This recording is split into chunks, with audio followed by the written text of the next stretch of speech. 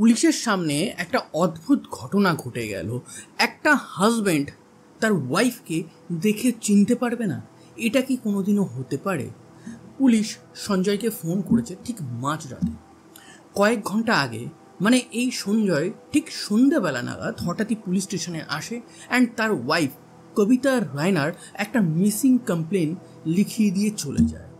এর মাঝেই পুলিশের কাছে একটা লাশ আছে, পুরো লাশ, কিন্তু সেই লাশের কিছু অংশ এখনও নর্মাল আছে। তো তারা ভাবে যেহেতু সঞ্জয়ের ওয়াইফ এই বিকেল কি দুপুরবেলা মিসিং গেছে, যেহেতু এখনও 24 ঘন্টা হয়নি, সেহেতু আমরা তো অফিসিয়ালি কোনোভাবে কোনো মিসিং ডায়েরি লিখতে পারবো না। সেই কারণে তারা মাঝরাতে সঞ্জয়কে ফোন করে ডাকে যে আমাদের হসপিটালে একটা লাশ পড়ে আছে, যে লাশটা অনেকটা জ্বলে গেছে, যেহেতু আপনার ওয়াইফ মিসিং আছে, সে এখনও বাড়ি পৌঁছায়নি, তো আপনি যদি একবার এসে আইডেন্টিফাই করেন যে এটা আপনার ওয়াইফের কিনা, তাহলে কিন্তু আমাদের তদন্তের সুবিধা হবে এবং আপনার ওয়াইফকেও খুঁজে পেতে সুবিধা হবে। সঞ্জয় তর্ক করতে শুরু করে। সে বলে যে আমার ওয়াইফ এই খানিকক্ষণ আগেই মিসিং গেছে, আমি তার কমপ্লেন করেছি, আপনারা তো খোঁজেনি, উল্টে কোনো ডায়েরিও নেননি। এইদিকে বলছেন আপনাদের মর্গে গিয়ে একটা লাশকে আইডেন্টিফাই করার জন্য। পুলিশ তখন তাকে একটু বোঝায়। সেই মাঝরাতে সঞ্জয় উঠে মর্গে যায় অ্যান্ড মর্গে গিয়ে পুরো লাশটাকে দেখে। লাশটা প্রচণ্ডভাবে পুড়ে গেছে। পুড়ে গেলেও তার যে হাত ছিল, পা ছিল এবং মুখের কিছু সাইড ছিল, সেইগুলোতে আগুন লাগেনি, সেই জায়গাগুলো নর্মালি আছে। অ্যান্ড দূর থেকে সঞ্জয় দেখে যখন লাশটা, তার নজর যায় সেই ফিমেল বডির লাশের যে বাঁ হাতটা আছে এবং বাঁ হাতের একদম কবজি সাইডে একটা ট্যাটু করা আছে। এবং তার মনে পড়ে যায় তার ওয়াইফ কবিতারও এরকম সেম জায়গায় একটা ট্যাটু করা ছিল, এবং এইটা দেখা মাত্রই সে বুঝতে পারে যে এটা তার ওয়াইফের লাশ। অ্যান্ড সে ওই মর্গেই কান্নাকাটি শুরু করে। এরপর পুলিশ তাকে বুঝিয়ে বলে, তাকে শান্ত করে, বলে যে আপনি এখন বাড়ি চলে যান, সকালবেলা আমরা কিছু প্রসিডিং কমপ্লিট করে এই লাশটাকে আপনার বাড়িতে পাঠিয়ে দেবো, তখন আপনি সৎকার করে দেবেন। সে বাড়িতে যায়, পুরো ফ্যামিলিকে ব্যাপারটা বলে। তার সন্তানদের সামনে সে কি বলবে, তার ছোট ছোট দুটো সন্তান আছে, তাদের সামনে সমস্ত কিছু লুকিয়ে সে যখন আত্মীয় স্বজনদের বলে, আত্মীয় স্বজনরা কান্নাকাটি শুরু করে অ্যান্ড বাচ্চারা বলছে মা কোথায়, যেটা নর্মাল হয়। এইবার যখন সকাল হয় তখন না সঞ্জয়ের মনে একটা খটকা লাগে। সে আবার ওই মর্গে যায় অ্যান্ড গিয়ে লাশটাকে আবার রিভিজিট করে ভালো করে চেক করে দেখে সে পুলিশকে বলে যে না, এটা আমার ওয়াইফের লাশ হতেই পারে না, আমার ওয়াইফের হাতে যে ট্যাটুটা ছিল সেটা এই ট্যাটু না, সেটা একটা অন্য ট্যাটু। তখন পুলিশ তাকে বলে যে আগের বার যখন দেখলেন তখন তো কনফার্ম করে বললেন যে এটাই আপনার ওয়াইফের লাশ, পুড়ে গেছে, আমরা তদন্ত সেই মতন স্টার্টও করে দিয়েছি, অ্যান্ড এখন আপনি বলছেন যে এটা আপনার ওয়াইফের লাশ না, আপনি আপনার ওয়াইফের লাশটাই চিনতে পারছেন না। তখন বলে যে সেই সময় আমি স্টেট অফ শকে ছিলাম, আমি বুঝতে পারিনি, তাই আমি এটা বলেছি। এই সমস্ত ঘটনাটা 25 তারিখ সকালবেলা ঘটেছিল, আর 24 তারিখ মাঝরাতে তাকে মর্গে ডাকা হয়েছিল একটা পোড়া লাশ আইডেন্টিফাই করার জন্য। এবার 26 তারিখ এই সঞ্জয়ের কাছে আবার একটা ফোন যায়। পুলিশ তখন তাকে বলে যে আপনার ওয়াইফ এখনও মিসিং আছে, কিন্তু আমাদের কাছে একটা বডি এসেছে, সেই বডিটা না পুরো গোটা অবস্থায় নেই, খণ্ড বিক্ষত অবস্থায় আছে, তো আপনি যদি এসে একবার কিছুভাবে আইডেন্টিফাই করেন, আমি জানি যে এটা আপনার কাছে বেশ কষ্টদায়ক হবে ব্যাপারটা। সঞ্জয় এবার আর কোনো কোশ্চেন না করে সোজা মর্গে চলে আসে। মর্গে এসে দেখে একটা ফিমেল বডি পড়ে আছে, বডিটা ইনট্যাক্ট নেই, বডিটা খণ্ড বিখণ্ডিত অবস্থায় আছে, এবং সেই খণ্ড বিখণ্ডিত শরীরের যে বাঁ হাত আছে এবং বাঁ হাতের যে কবজির জায়গা আছে সেখানে একটা ট্যাটু আছে, এবং সেই ট্যাটুতে ক্লিয়ারলি লেখা আছে রাম। অনেকেই আছে না যে ভগবানের নাম হাতে কবজিতে ট্যাটু করিয়ে রেখে, কবিতাও সেই রকম একটা ট্যাটু করিয়ে রেখেছিল। এবং এইটা দেখার সাথে সাথে, এবং যে ফেস আছে সেই ফেসটা ইনট্যাক্ট ছিল, সেই ফেসটা আর কারণ না, সেই ফেসটা তার ওয়াইফের, এবং তার ওয়াইফ যে ড্রেসপত্র পরে বাড়ি থেকে বেরিয়েছিল সেই ড্রেসপত্রটা পাশে রাখা আছে। তো সেইটা দেখে সে ক্লিয়ারলি বুঝতে পারে যে এইটা আমার ওয়াইফের। পুলিশ ময়নাতদন্ত কমপ্লিট করার পর এই লাশটা এই সঞ্জয় রায়নার হাতে হ্যান্ডওভার করে দেয়। ঘটনাটা মধ্যপ্রদেশের ইন্দোরের। ইন্দোর শহরটা ভারতের আর 5টা শহরের মতন না, এই শহরটা ভারতের সব থেকে পরিষ্কার শহর, এখানে দূষণ কম, অ্যান্ড এই শহরটাকে না ভারতের একটা এক্সাম্পল সিটি আপনি বলতে পারেন। যাই হোক, এই শহরে ক্রাইমের সংখ্যাও বেশ কম। তো সেই মতন এই শহরে এই যে কবিতা রায়নার ডেড বডি পাওয়া গেছে, তাও এমন অবস্থায়, এটা ভেরি রেয়ার। তো যাই হোক, সঞ্জয় রায়না কে? সঞ্জয় রায়না এই ইন্দোরেরই বাসিন্দা। সে একটা ফার্মাসিউটিক্যাল কোম্পানিতে এরিয়া সেলস ম্যানেজার হিসেবে বেশ একটা উঁচু পদে কাজ করে। তার ওয়াইফ, যার নাম হচ্ছে কবিতা রায়না, এদের বিয়ে হয় প্রায় 8 বছর আগে। এদের দুটো বাচ্চাও আছে। সেই দিন 24শে আগস্ট সঞ্জয় রায়না মর্নিংয়ে ব্রেকফাস্ট করেই অফিসের জন্য বেরিয়ে যায়। অ্যান্ড তার ওয়াইফ ঠিক 1:20 সময় তার বাচ্চাকে স্কুল থেকে নিয়ে আসার জন্য সোজা বাস স্টপে যায়। সে একটা স্কুটি অ্যাক্টিভা নিয়ে বেরোয়, কিন্তু সেদিন সে একটা বড় ভুল করে বসে। সে তার সাথে তার মোবাইলটা নিতে ভুলে যায়। এই কবিতা যখন বাড়ি থেকে বেরোয়, তখন বাড়ির মেম্বারদের বলে যায় যে আমি বাচ্চাকে তো বাস স্টপ থেকে তুলবো, তার আগে আমাকে বাজারে যেতে হবে। বাজারে আমার একটা শাড়ির অর্ডার ছিল, সেই অর্ডারটা পিক আপ করেই আমি বাচ্চাকে তুলে সোজা বাড়িতে আসবো। এবার সঞ্জয়ের একটা অভ্যাস ছিল, সে যেহেতু এরিয়া সেলস ম্যানেজার ছিল, মার্কেটিংয়ে কাজ করতো, সেহেতু তার একটা অধিকার বলতে পারেন বা একটা সুযোগও ছিল, সে বাড়িতে এসে লাঞ্চ করার সুযোগটা পেত। সে প্রত্যেক দিন দুপুরবেলা 2টো কি 2:30 সেই সময় লাঞ্চ করতে আসতো। সেই সময় কবিতাও বাড়িতে থাকতো, তার 2 বাচ্চাও বাড়িতে থাকতো, অ্যান্ড তার বৃদ্ধা মা, সে তো বাড়িতেই থাকতো। সবাই মিলে একসাথে লাঞ্চ করতো।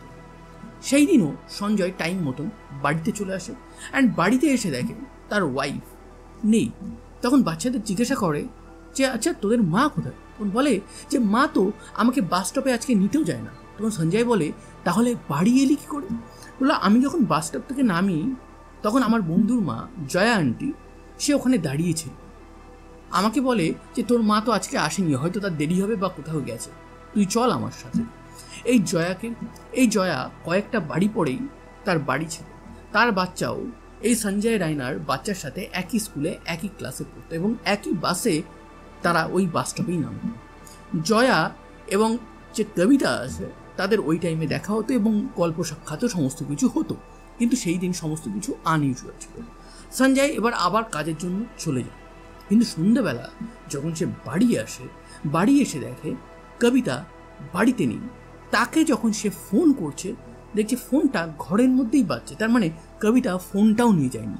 তার মনে কোথাও না কোথাও একটা কুডাক ডাকে। সে সোজা থানায় চলে যায়। থানায় গিয়ে বলে যে আমি একটা রিপোর্ট লেখাবো, আমার ওয়াইফ মিসিং আছে। কিন্তু ভারতে একটা জিনিস জানেন তো, মানে এখানে না কোথাও ওয়াইফের মিসিং, ওয়াইফের কিলিং বা ওয়াইফের সাথে কিছু হয়েছে, এই জিনিসটা বলা মাত্রই শ্বশুর বাড়ির দিকে প্রথম আঙুলটা ওঠে। তো পুলিশ ভাবছে সঞ্জয় মনে হয় নিজেই কোনো কর্মকাণ্ড ঘটিয়ে তার ওয়াইফের নামে একটা কেস লিখতে এসেছে, বা ওয়াইফ মিসিং গেছে সেটার একটা কেস লিখতে এসেছে। সেই মতন পুলিশ বলে যে 24 ঘন্টা তো হয়নি, আমরা মিসিং ডায়েরি লিখতে পারবো না, কিন্তু আমরা একটা জেনারেল ডায়েরি বা এন্ট্রি করে নিচ্ছি যে যদি 24 ঘন্টার মধ্যে এই কবিতা রায়না আপনার ওয়াইফ বাড়িতে ফিরে না আসে, তাহলে আমরা একটা ডায়েরি করে ইনভেস্টিগেট করা শুরু। এবার সেই দিনই, মানে এটা হচ্ছে 24 তারিখের কথা বলছি, 24শে আগস্ট 2016 কথা বলছি। সেই দিন রাত্রেবেলায়, মাঝরাতের দিকে ঠিক, সঞ্জয়ের কাছে ফোন যায়। সঞ্জয় মর্গে যায়, দেন আইডেন্টিফাই করে সেটা তার ওয়াইফ। কিন্তু পরে 25 তারিখ সকালবেলা সে বলে ওটা তার ওয়াইফ না। 26 তারিখ তার ওয়াইফের লাশ পাওয়া যায়, সেটা সে মর্গে আইডেন্টিফাই করে। অ্যান্ড এই লাশটাও অদ্ভুতভাবে পাওয়া যায়।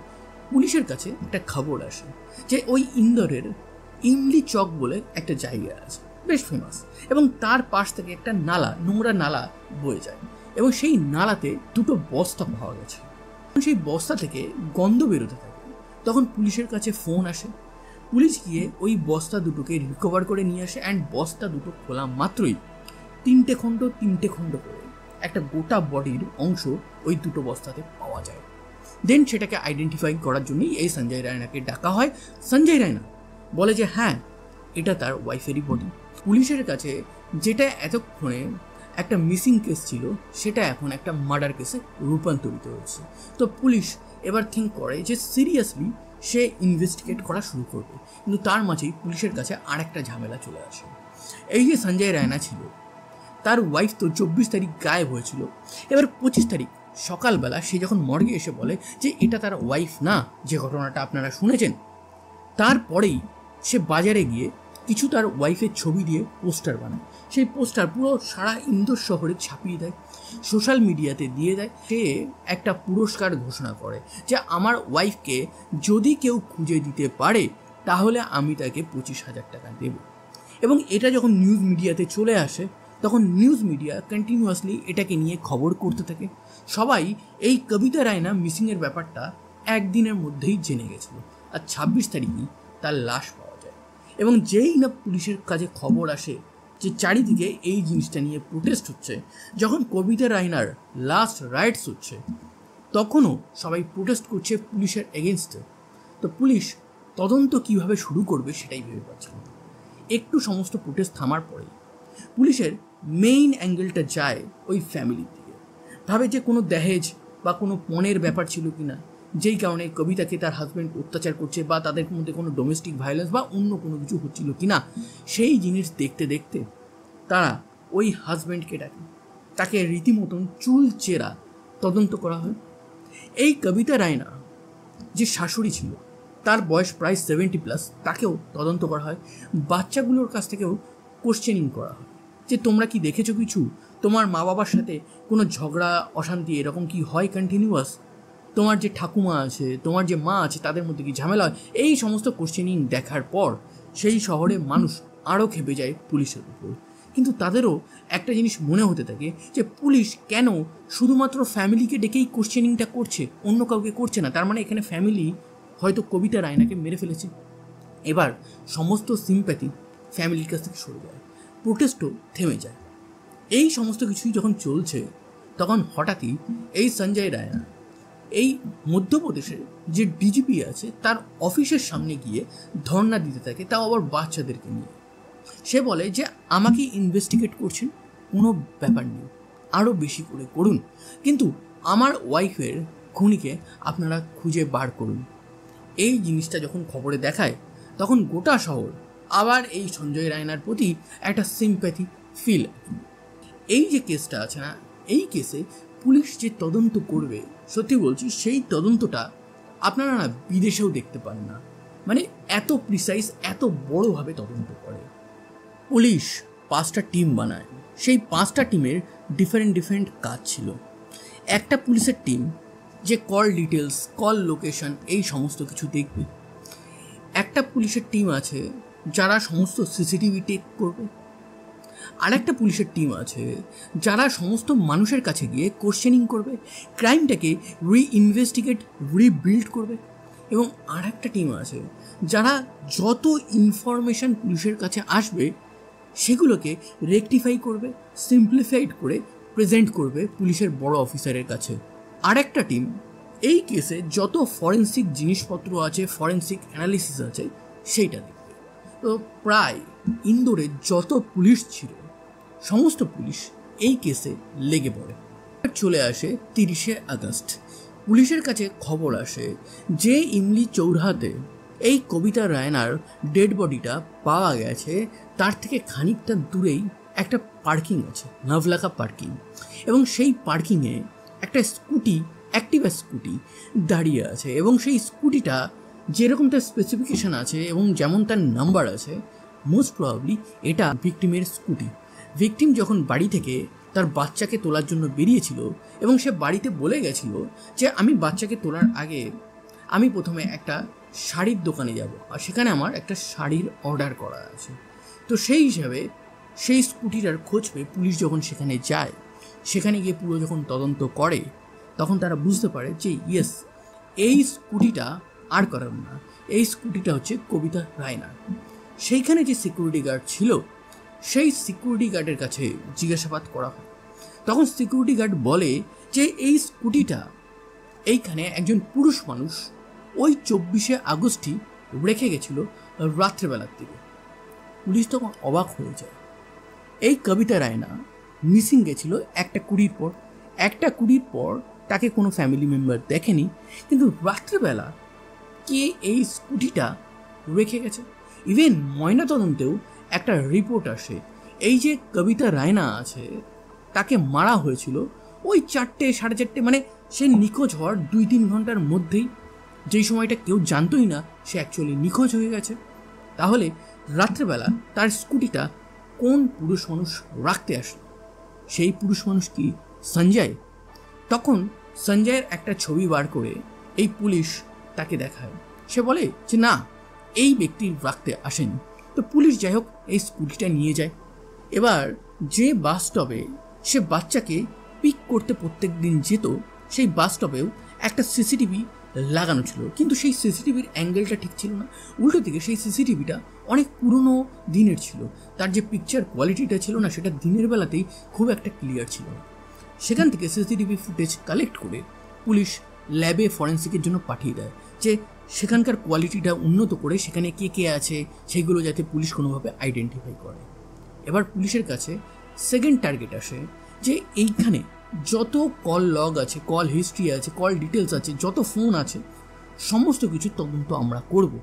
যে এরিয়াতে এই কবিতা রায়নার বাড়ি, যেখানে তার লাশ পাওয়া গেছে, সেখানে যায় ওই পার্কিংটা আছে, এই যে 10 কিলোমিটারের রেডিয়াসটা আছে, সেই রেডিয়াসে সেই দিন ওই টাইমে যতগুলো ফোন ছিল সেগুলোর প্রত্যেকটার পুলিশ ডাম্প ডেটা চেক করে। এই ডাম্প ডেটার ব্যাপারে আমি আগেই বলেছি। সেটা কি, ওইখানে যত র্যান্ডমলি মানে ফোন আছে সেই ফোনের প্রত্যেকটা কল ডিটেলস, সে এখানে কতবার এসছে, আগে এসেছে কিনা, সমস্ত ডেটা চেক করা। তো এই রকম 5 লাখ সিমের কল ডিটেলস, কল লোকেশান, এটা ফার্স্ট টাইম, সেকেন্ড টাইম, কতবার এসছে, কতবার গেছে, সমস্ত কিছু পুলিশ খুঁটিনাটি চেক করে। এবং চেক করে ছাড়তে ছাড়তে 1000টা ফোন নাম্বারে এসে তারা দাঁড়ায়। এবার এই 1000টা ফোন নাম্বারে প্রত্যেককে পুলিশ এক এক করে ডাকে, তাদেরকে তদন্ত করে। কিন্তু পুলিশ এত কষ্ট করছে, কষ্ট করার পরেও ক্র্যাক কোনো কিছু তো করতে পারছে না। প্রত্যেকবার কোনো না কোনো ফোন নাম্বার দেখে মনে হচ্ছে যে এর সাথে কবিতা রায়নার কোনো না কোনো কানেকশন আছে, কিন্তু না, পুলিশ স্টাবলিশ করতে পারছে না যে কিভাবে, কোথা থেকে, কেন কানেকশনটা আছে। মানে লাস্ট পয়েন্টে গিয়ে তাদের সমস্ত ইনভেস্টিগেশনটা জল ঢেলে যাচ্ছে। তো যাই হোক, কল ডিটেলস, কল লোকেশন, এই কল হিস্ট্রি দিয়ে পুলিশ খুব একটা ফলপ্রসূ কোনো রেজাল্টই পেল না। আশেপাশে যতগুলো সিসিটিভি ফুটেজ আছে, যত রাস্তা আছে, যত গাড়ি ওখানে গেছে, সেগুলোরও সব ইনভেস্টিগেট করে। ইভেন যে পেট্রোল পাম্পে এই কবিতা রায়না লাস্ট পেট্রোল ভরিয়েছিল, কতটা পেট্রোল ভরিয়েছে, সেই পেট্রোল দিয়ে কতটা হাইয়েস্ট যাওয়া যায়, সে যখন বাড়ি থেকে সেই দিন স্কুটিটা স্টার্ট করেছিল, তার স্কুটিতে কতটা তেল ছিল, সেটা এক্সট্রা কতটা ইউজ করা হয়েছে, কখন অন হয়েছে, অফ হয়েছে, এই সমস্ত কিছুর প্রত্যেকটা ডিটেলস পুলিশ এক এক করে বার করতে থাকে। পুলিশ এরপর আরও একটা জিনিস দেখতে থাকে যে লাস্ট 10 বছরে এই কবিতা রায়না কার কার সাথে কথা বলেছে। দেখুন, দুধওয়ালা, গ্যাসওয়ালা, জলওয়ালা, এদেরকে বাদ দিয়ে এই কবিতা রায়না লাস্ট 10 বছরে 177 জনের সাথে কথা বলেছে। সে যেহেতু হাউসওয়াইফ ছিল, বাইরে খুব একটা বেরোতো না, তো তার চেনা পরিচিতরা মোটামুটি বলতে পারেন একটা লিমিটেড ছিল। প্রত্যেককে ডাকা হয়, তাদের সাথে তদন্ত করা হয়। ইভেন তার যে লাশটা পিস পিস অবস্থায় পাওয়া গেছিল, সেই পিসগুলো দেখে একটা জিনিস পুলিশ আইডেন্টিফাই করার চেষ্টা করে, তাকে কি দিয়ে কাটা হয়েছে এবং তার লাশটা যে জিনিসটা দিয়ে কাটা হয়েছে সেগুলো কোথায় কোথায় পাওয়া যায়। তার মানে মাংসের দোকানের যে যন্ত্রপাতিগুলো আছে, যেগুলো দিয়ে মাংস কাটা হয়, সেগুলো কোথায় পাওয়া যায়, সেখানকার সিসিটিভি ফুটেজ, এত লেভেলের, এত ডিটেলসের ইনভেস্টিগেশন ইন্দোর পুলিশ কেন, ভারতে হয়তো কোনো পুলিশই আর করে। পুলিশের কাছে যে 10 কিলোমিটারের রেডিয়াস ছিল না, যেখানে পুলিশ এই সমস্ত চেকিং করছিল, সেই জায়গায় রাস্তায় প্রতিটা জায়গায় মানে পুলিশ ইউভিরে নিয়ে যায়, নানান টেস্টিংয়ের মাধ্যমে দেখে কোথাও রাস্তায় রক্তের ফোঁটা নেই তো। কিন্তু এত কিছুর পরেও পুলিশের হাতে একটা লাড্ডু লাগে, মানে কিছুই লাগেনি। কিন্তু পুলিশ এই সমস্ত তদন্তের মধ্যে বলেছিলাম না যে 177 জন যাদের সাথে এই কবিতা রায়না লাস্ট 10 বছরে একটা সার্টেন অ্যামাউন্ট অফ কথা বলেছে, যেটা থেকে পুলিশ তাদেরকে সন্দেহ করে। প্রত্যেককে ডাকে, প্রত্যেককে ডেকে পুলিশ কিন্তু চুল চেরা একদম বিশ্লেষণ করে। এর মাঝে একটা নাম উঠে আসে, এই যে কবিতা রায়না আছে, তার যে ফ্যামিলি আছে, মেনলি সঞ্জয়ের কথা আমি বলছি, এই সঞ্জয়কে এই কেসে সব থেকে বেশি তদন্ত করা হয়েছে। এরপর সেকেন্ড কাউকে যদি সব থেকে বেশি তদন্ত করা হয় সেটা হচ্ছে 22 দিনের জন্য, এবং যাকে তদন্ত করা হয় তার নাম হচ্ছে মহেশ। এবার এই মহেশকে কেন তদন্ত করা হয়? মহেশের সাথে কবিতা রায়নার পরিচিতি ছিল। দ্বিতীয়ত, এই মহেশ আগে একটা ভিডিওগ্রাফির স্টুডিও চালাতো। এই মহেশ 2013 সালে পুলিশের কাছে খুব বাজেভাবে ফেঁসে গেছিল। 2013 সালে সে অ্যাডাল্ট ফিল্ম বানাচ্ছিল অ্যান্ড পুলিশ তাকে রেড হ্যান্ডেড ধরে ফেলে। তারপর তার কয়েক মাসের জন্য জেল হয়। তো যার একটা ক্রাইম হিস্ট্রি আছে, সেই 180 জনের মধ্যে মহেশই একমাত্র ছিল।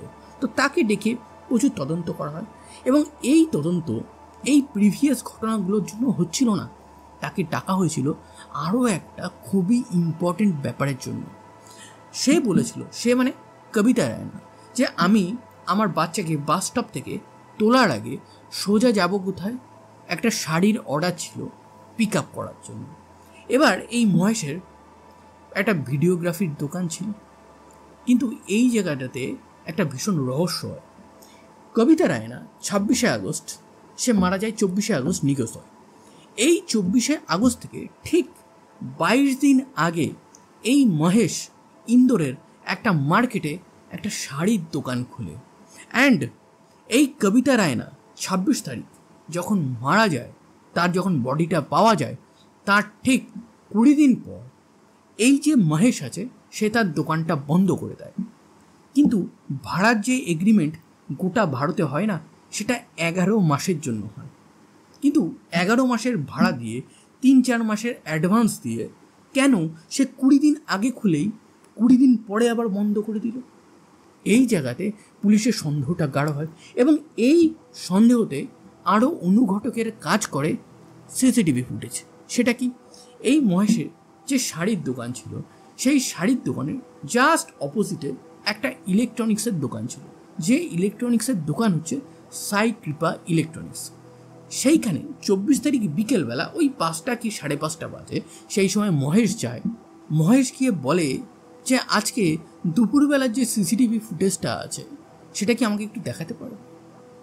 সেটা দেখে মহেশ। তার মানে মহেশ কি সেই সিসিটিভিটা কোনোভাবে নিয়ে ডিলিট করার একটা প্ল্যান করছিল? পুলিশও সেই সিসিটিভিটা ক্লিয়ারলি দেখে। দেখার পর তারা একটা জিনিস দেখে যে এই মহেশ ওই ইলেকট্রনিক্সের দোকানে ঢুকছে, বেরোচ্ছে। উল্টো দিকে তার যে দোকানটা আছে সেটাও দেখা যাচ্ছে, কিন্তু সেইখানে কবিতার কখনো কোনো এন্ট্রিও নেই, আবার এক্সিটও নেই। এই ক্ষেত্রে পুলিশ ভাবে যে এইটা আবার কী রকম ব্যাপার হলো। কিন্তু এই মহেশকে কন্টিনিউয়াসলি তারা কোশ্চেনিং করতেই থাকছিল। যে নাভলাকা পার্কিংয়ে ওই স্কুটিটা মানে কবিতা রায়নার স্কুটিটা পাওয়া গেছিল, সেখানে একটা সিকিউরিটি গার্ড ছিল। পুলিশ তাকে সঞ্জয়ের ছবি দেখায়, বলে যে এই ব্যক্তি কি এই স্কুটিটা এখানে পার্ক করে রেখে গেছিল? সে বলে না। এবার পুলিশ আবার রিভিজিট করে ওই সিকিউরিটি গার্ডের কাছে, তাকে গিয়ে এবার আরেকটা ছবি দেখায়, দেখিয়ে বলে এই ব্যক্তি কি এখানে এই স্কুটিটা পার্ক করতে এসেছিল? তখন সে বলে যে হ্যাঁ স্যার, এই এসেছিল। তখন পুলিশ কোশ্চেন করে যে এত লোক এখানে স্কুটি পার্কিং করে যায়, তুই এই জিনিসটা কি করে মনে রাখলি? বলে যে এই মানুষটা আমার সাথে এসে ভীষণই বাজে ব্যবহার করেছিল এবং আমার সাথে ঝগড়াও করেছিল। সেই দিন যখন সে পার্ক করতে আসে, সেই দিন বলতে 24 তারিখের কথা বলছি, তখন সে এখানে যখন পার্ক করছে আমি তাকে বলি যে বাবু আপনি কিন্তু ঘাটটা লক করে যাবেন না, লক করে গেলে আমাদের সরাতে প্রবলেম হয়। দেখবেন যে কোনো পার্কিং গ্যারেজে আপনার গাড়ির যে চাবিটা থাকে সেটা কিন্তু সেইখানেই থাকে, আর উল্টো দিকে কোনো বাইক বা স্কুটি থাকলে তার ঘাটটা লক করতে বারণ করা হয়। তার কারণ অনেক সময় সরাতে হয়, এদিক নামাতে হয়, বাইরে বের করতে হয়, দরকার পড়ে তাদের। এই ক্ষেত্রেও সেই কারণে সিকিউরিটি গার্ড তাকে বলেছিল যে আপনি লক করবেন না, কিন্তু সে ওটা লক করেই গেছিলো এবং এইটা নিয়ে তাদের মধ্যে ঝগড়া হয়েছিল। কিন্তু কোশ্চেনটা হচ্ছে পুলিশ এইখানে কার ছবি দেখিয়েছিল? পুলিশ এইখানে সঞ্জয়ের ছবি তো আগেই দেখিয়েছিল, এবার দেখিয়েছে মহেশের ছবি, এবং মহেশের ছবিকেই সে আইডেন্টিফাই করে। 24 তারিখ এই মহেশই কবিতা রায়নার স্কুটিটা ওই পার্কিং স্পটে রেখে দিয়ে চলে গেছিল। তার মানে মহেশই নিশ্চয়ই খুনি, আপনি এটাই ভাবছেন। দেখুন ঘটনাটা চলতে থাকুক। এই সমস্ত তদন্ত কমপ্লিটের পর পুলিশ 3 থেকে 4 দিন পর একটা প্রেস কনফারেন্স ডাকে। প্রেস কনফারেন্সে পুলিশ বসে আছে, পিছনে একজন কয়েদি দাঁড়িয়ে আছে, কয়েদির পুরো মুখটা ঢাকা। ভালো কথা, পুলিশ প্রেস কনফারেন্স করে বলছে, Kabita Raina missing and murder case আমরা সলভ করে ফেলেছি, এবং এই ক্ষেত্রে প্রাইম যে অ্যাকিউজড আছে তার নাম হচ্ছে মহেশ, এবং এই মহেশের একটা দোকান ইন্দোরের একটা মার্কেটে আছে, তার ওয়াইফেরও একটা জুয়েলারি প্লাস বুটিকের শপ ওই মার্কেটে ওই দোকান থেকে একটু দূরেই ছিল। এখানে টোটাল ম্যাটারটা পুলিশ বলে যে এই কবিতা রায়না তার ওয়াইফের মানে মুকেশের যে ওয়াইফ আছে যার নাম হচ্ছে মিনা, তার দোকানে কেনাকাটা করতে যেত। সেইখানে একদিন এই মহেশের সাথে এই কবিতা রায়নার পরিচয় হয়ে যায়, এবং প্রথম দেখাতেই এই মহেশের না কবিতা রায়নাকে দেখে কোথাও যেন মনে মনে একটু লোভ হয়ে যায়। লোভটা কিসের লোভ সেটা আপনি বুঝতেই পারছেন। তো সেই ক্ষেত্রে হঠাৎই তার মনে হয় যে এই মহিলাটাকে কি করে নিজের বাগে আনবে। সে দেখে এই কবিতা রায়না প্রচুর শাড়ির শৌখিন আছে, সে প্রচুর শাড়ি কেনে। তো সেই ক্ষেত্রে সে প্ল্যান করে যে আমিও একটা শাড়ির দোকান দেব এই মার্কেটে। সে একটা দোকান ভাড়া নেয়। পর এই মহেশ তখন কবিতা রায়নাকে বলে যে আমি একটা নতুন শাড়ির দোকান খুলেছি, আপনি গিয়ে একবার চেক করতে পারেন, আমার শাড়ির দোকানে প্রচুর ভালো ভালো শাড়ির কালেকশান আছে, আপনার নিশ্চয়ই পছন্দ হবে। তো কবিতা রায়না একবার দুবার যায়, তার কিছু শাড়ি পছন্দ হয়, কিছু অর্ডার করে, কিছু কিনে নিয়ে আসে, কিছু পেমেন্ট দেয়, এবং কিছু পেমেন্ট সেখানে বাকি রেখে আসে যে অর্ডারটা আসলে বাকি টাকাটা আমি দিয়ে দেবো।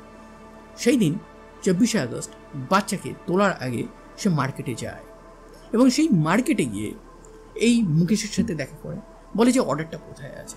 তখন মুকেশ বলে যে অর্ডারটা এখানে নেই, অর্ডারটা আমার একটা ফ্ল্যাট আছে এই পাশেই আছে, সেখানে চলুন, আমি সেখানে রেখেছি, আপনি সেখান থেকে নিয়ে আসবেন, সেখানেই পেমেন্ট করে দেবেন, এবং সেখানে আমার আরও কিছু শাড়ি আছে, তো সেইখান থেকেই আপনি আরও কিছু শাড়ি ইচ্ছা চাইলে পিক করতে পারবেন। কবিতা রায়না সৎ সেইখানে চলে যায়, এবং সেইখানে যাওয়ার পর অ্যাকচুয়ালি এই কবিতা রায়নার উপর এই মুকেশ ঝাঁপিয়ে পড়ে, তার সাথে জোর জবরদস্তি করার ট্রাই করে। এই কবিতা রায়না প্রোটেস্ট করে। যখন এই মুকেশ বুঝতে পারে যে সহজে সমস্ত কিছু ঘি গলবে না, তখন পিছন থেকে একটা লোহার রড দিয়ে বাড়ি মারে, এবং কবিতা রায়নার ওইখানেই মৃত্যু হয়। এই ফ্ল্যাটটা এই মুকেশের ছিল না, এই ফ্ল্যাটটা তার একটা বন্ধুর ছিল, এবং তার বন্ধু কিন্তু পুরো ব্যাপারটাই জানতো। ইভেন এটাও বলা হয় তার বন্ধু নাকি ওই ফ্ল্যাটেই ছিল বা ফ্ল্যাটের আশেপাশেই ছিল, এবং এই যে মুকেশ আছে, মুকেশের ফ্ল্যাটও এইখান থেকে জাস্ট 3 থেকে 4 মিনিটের ওয়াকিং ডিস্টেন্সে। তো প্রাইম অ্যাকিউজড অবশ্যই এই মুকেশ চৌহানি হয়। পুলিশ এরপর আরও তথ্য প্রমাণ সামনে রাখে। তারা বলে 24শে আগস্ট 1:20 সময় যখন এই কবিতা রায়না বাড়ি থেকে বেরোয়, তারপর সে কোথায় যায় কেউ জানে না, কিন্তু ঠিক 3:25 সময় যে জায়গায় কবিতা রায়নার মার্ডার হয়, মানে যে ফ্ল্যাটে, সেই ফ্ল্যাটে এই মুকেশের লোকেশন পাওয়া যায়। 24 তারিখ ওই সন্ধ্যেবেলার দিক, মানে 8:15 নাগাদ এই মুকেশের ফোনের লোকেশন ছিল যেই জায়গায় এই কবিতার লাশ পাওয়া গেছে, সেই সেম লোকেশনে।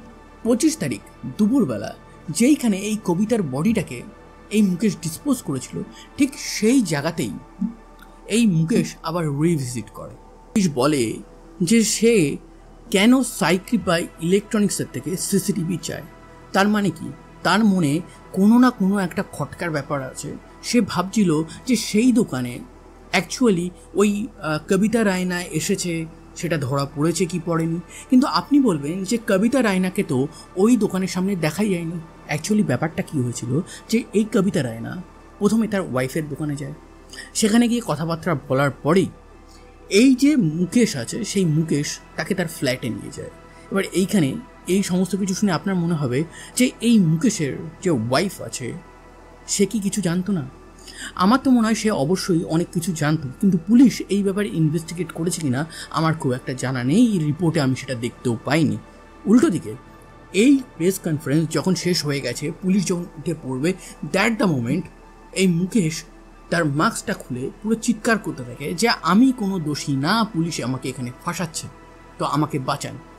এই সমস্ত ক্যাওয়াস ক্রিয়েট হওয়ার পর, সমস্ত জায়গায় শান্ত হওয়ার পর, এই মুকেশকে তার কয়েকদিন পর কোর্টে তোলা হয়, হিয়ারিং চলে।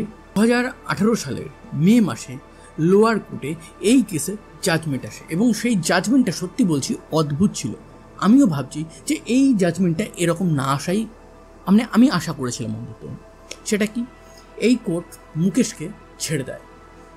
পুলিশকে বলে যে তোমরা প্রমাণটা ঠিক করে দিতে পারো না, মার্ডারের মোটিভটা কোথায়, প্রত্যক্ষ প্রমাণগুলো কোথায়, কল ডিটেল, কল লোকেশন এক জায়গায় থাকতেই পারে। তার কারণ এই অভিযুক্ত মুকেশের বাড়িটাও নাকি ওই সমস্ত জায়গার মধ্যেই। সে যেহেতু ব্যবসা করে, সে নানান জায়গায় ট্রাভেল করতে হবে, তা এই 10 কিলোমিটারের মধ্যে যেমন কবিতা রায়না, সঞ্জয় রায়না এদের ফোন লোকেশন যেমন মিলতে পারে, সেরকম মুকেশ চৌহানেরও ফোন লোকেশন মিলতে পারে। তো এর বেসিসে আমি তাকে সাজা দিতে পারবো না। এরপর হাইকোর্টে যাওয়া হয়। হাইকোর্টও এই সেম টাইপের কথা বলে। তো বর্তমানে হাইকোর্টে যে ডিভিশন বেঞ্চ আছে সেই জায়গায় এই কেসটা চলছে। আর তার সাথে সাথে 2022 সালে এই কেসটাকে আবার রিওপেন করা হয়, আবার নতুনভাবে তদন্ত শুরু করা হয়। এইবার কিন্তু পুরো কেসের ফোকাসটা মুকেশ থেকে সরে গিয়ে কোথাও যেন তার ফ্যামিলির উপরেই পড়েছে। কিন্তু আবার 2022 সালে যখন তদন্তটা স্টার্ট করা হয়, তার থেকে আরও 2 বছর 2.5 বছর হয়ে গেল। এখন সেই কেসের প্রোগ্রেস কি সেটা আমিও জানি না, কোথাও খুঁজেও পাইনি। আমি যেটুকু নিউজ পেলাম সেটা আমি আপনাদেরকে বললাম। তো এই ছিল আজকের একটা অদ্ভুত গল্প, যেখানে পুলিশে খুব ভালো ইনভেস্টিগেট করার পরেও কোনো রেজাল্ট আনতে পারেনি। তো এই ছিল আজকে কবিতা রায়না মার্ডার কেস। তো এই রকম রিয়েল লাইফ ইনসিডেন্ট যদি স্টোরি ফরম্যাটে শুনতে চান, তাহলে অবশ্যই আমার চ্যানেলটাকে সাবস্ক্রাইব করবেন। আর আজকের ঘটনা ভালো লাগলে একটা লাইক করবেন, একটা কমেন্ট করবেন এবং বন্ধুদের উপরে শেয়ার করে দেবেন। ধন্যবাদ। আবার দেখা হবে নতুন একটা ঘটনার সাথে।